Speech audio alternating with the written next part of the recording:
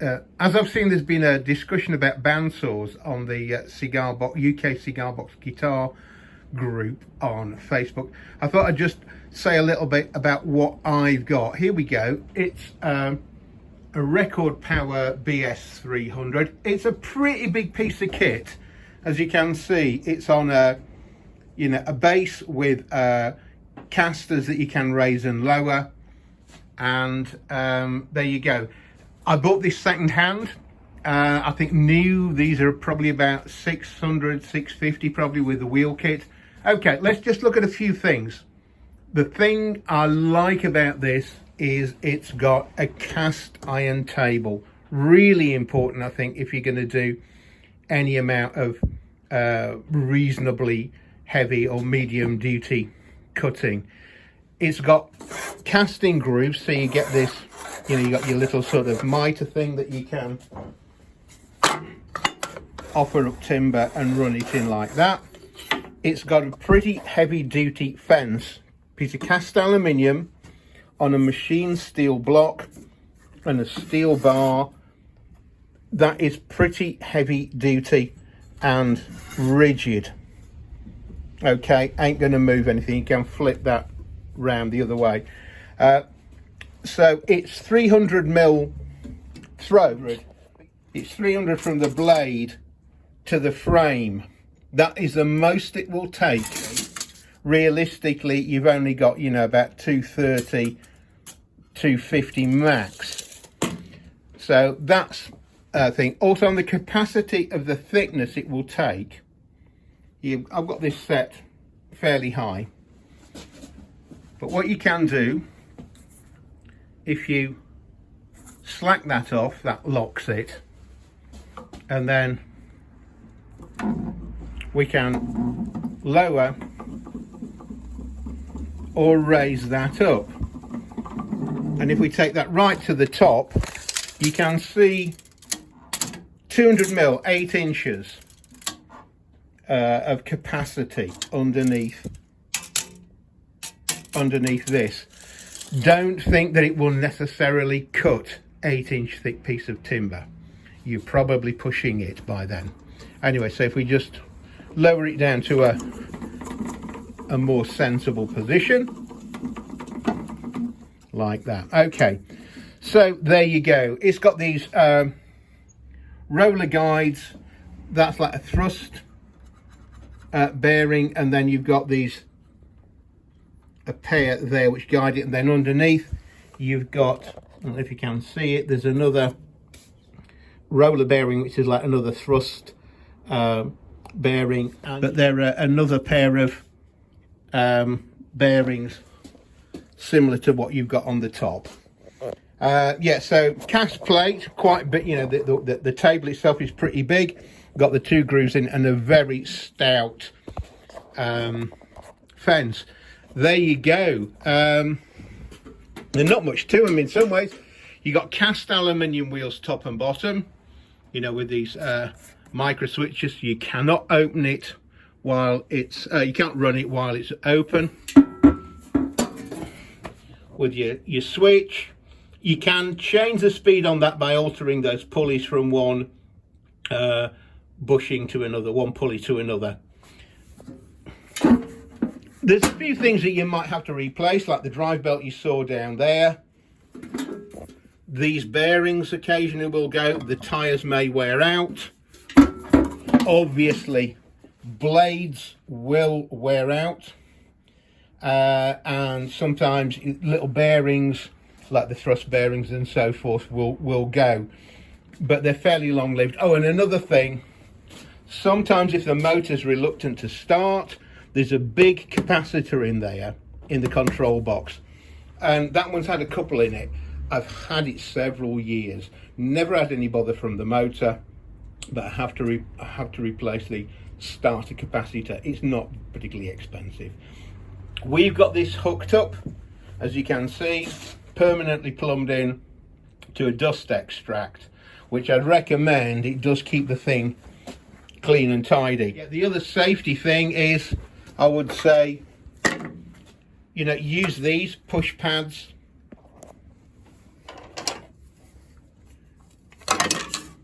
and a push stick when you pushing the work towards the blade.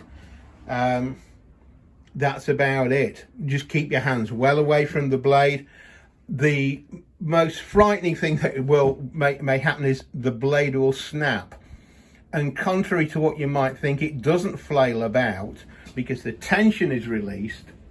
It's not going to drive, and usually it will just stop. The wood will usually stop it, but it is frightening because they do go with a bang. So I would always wear eye protection, you know, just in case the splinter comes off the blade and also off your wood. So yeah, this is a 300mm model. I think they do a 350 and a 400. It's handy when you've got that extra bit of depth in here to manipulate things, but this one has served me very well. They are heavy, you know, they're about 60 or 70 kilos, 150 pounds probably. So, and this obviously, because of the height, it's not a bench mounted model. Because of the size of the machine, you've got quite a long blade. This is something like 93¼ inch, and I do have blades made up. You can buy them stock, but there's quite a few people that will actually, you know, make up bandsaw blades for you. You can choose the steel, the number of teeth per inch, and so forth. Okie doke. If you go for something a lot smaller, obviously you won't be able to cut as big things. You might not be able to, say, cut a guitar body easily if that's what you wanted to do. And also everything will be down rated, like the motor. And as I say, this height of cut under here, don't assume that it will cut the full height. It will probably overburden the machine, so don't overwork it as well. What's a few other tips? Yeah, as I say, this is a real plus point. Cast iron table if you can get it, and a good fence. There's no plastic in there. Solid steel bar, piece of machined block, and aluminium. Not a piece of plastic in that apart from the handle. So that's a good point. So yeah, it's horses for courses, really. And I think perhaps it's always wise to buy something a little bit more than you thought you needed. If I were buying again, I think I would go up to a 350 or 400 machine, but the cost does escalate. You know, if this is 650 quid, you'll be going well over 1,000, maybe 1.5 for a big machine. I got this for less than half the price as new. So for, you know, 350 quid, I think it cost me. I think I had to put a new wheel, a drive belt on it. I think I had to put a new tyre on it, on the drive belt, and that was about it. So they're not expensive to run in spare parts, but it's handy to have those backed up. Yeah, there you go. It's a lot of kit, and you need to be serious about it. What do you want it to do? For a lot of people, you might actually think about getting a table saw. If you just want to rip timber down, a table saw may be better for you. It will be more accurate, because the one thing about these, I mean, this has got a narrow blade on, which is great for cutting curves, but when you push work through there, it can tend to wander. And also you've got the dreaded problem, what they call drift. When you push work through, even against the fence, it can result in a non-square cut. So they do need setting up. So that means a good blade, getting the blades correctly placed on the tyre, the right tension, and sometimes you will have to fiddle with the fence to get a true cut. So they can be very fiddly. So for doing straight cuts, If all you want to do is rip timber down to width, you may be better with a table saw. I've got this, and this does a lot for me. I haven't got a table saw for general woodworking. I've got a table saw for fret slotting. Maybe it's something I might look at getting. So this does a lot of work for me. As I say, so you need to think about what you need rather than what you would like. And it took me a long time before I bought this. I'd made about 150 guitars before I got a bandsaw. So think about that. Everything else before then, I ripped and cut with a handsaw in a vise. 150 guitars. Yeah, some of that timber might have been already cut to size, but a lot of the times I would just get in, say, things like an oak table leg, put it in the vise, and I would rip it down to size and plane it by hand. I wasn't in a rush. You got to ask yourself, you know, it's great to have one of these, but if you're making guitars for a hobby, do you really need to do it that quick? I mean, it's a bit different for us because, you know, here we go. We've got 10 necks that we've, you know, that's all been cut, glued up. What else we got? You know, we've got a load of timber in here. That was all cut from the from bulks of timber. That's we've got a load of maple in there. We've got a load of black walnut that was cut from the planks, and then we're going to resaw that down into necks and into fretboards. So we're going to be doing a lot of heavy work. So as I say, if it's just the occasional bit of usage, you might not need something as big. You might not need something as big and that's such a workhorse as this.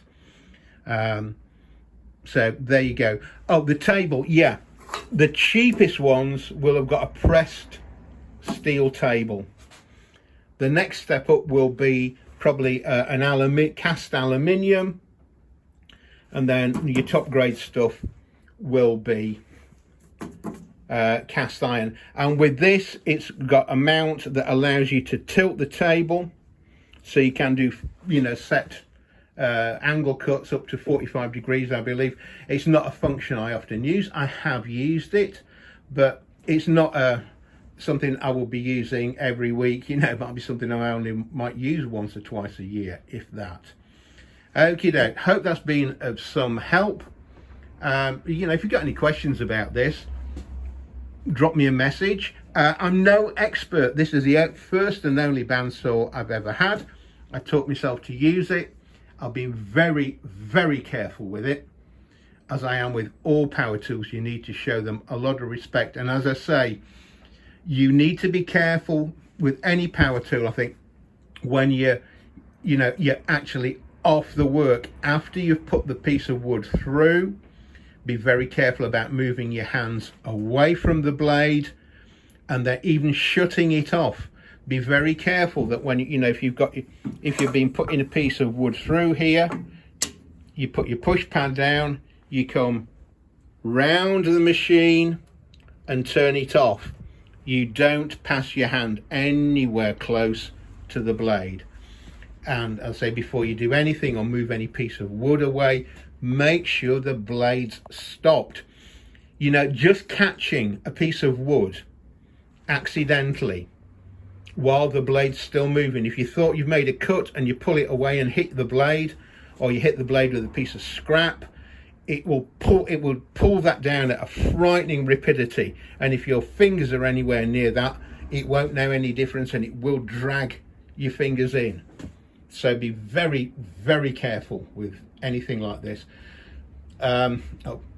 It's healthy maybe to have a little bit of fear of these things, but always respect your power tools. Do not abuse them. Don't do anything stupid with them.